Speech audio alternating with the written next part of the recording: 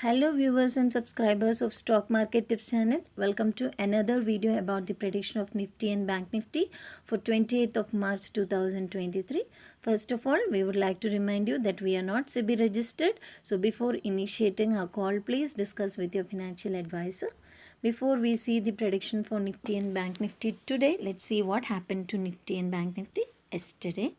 So as said, the market made a gap up and filled the gap in the next 5 minutes. Later on, it tried to make a move upside, but for every ups there was an aggressive downside. So upside it tested 17084 and downside it tested 16961. And if you are observing the 1 hour candle of Nifty yesterday, you can clearly see that out of 6 trading hours, 5 hours it tested 17,000, which means that both the option writers were very strong to maintain the level 17,000, and this was also specified in our prediction yesterday. And if you look into Bank Nifty also made a gap up and filled it. Later on it tried to make a range bound market within the level of 39477, and there was a little upside up to 39695, and downside it tested more than twice at the level 39275. So this was yesterday's situation. Let's see what will happen to today.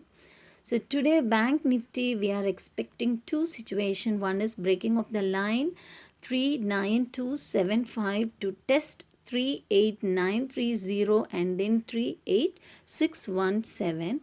On the upside, situation 2 will be breaking of the level 39477 to test 39770 and later on to 39908. So it is Fin Nifty expiry day, so the market will experience huge volatility.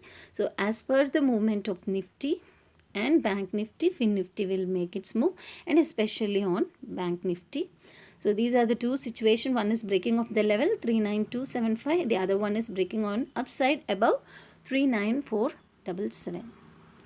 If you take Nifty again the same situation. If it is going to break the level 16961, it will be testing the level 16918, but strongly at the level 16853.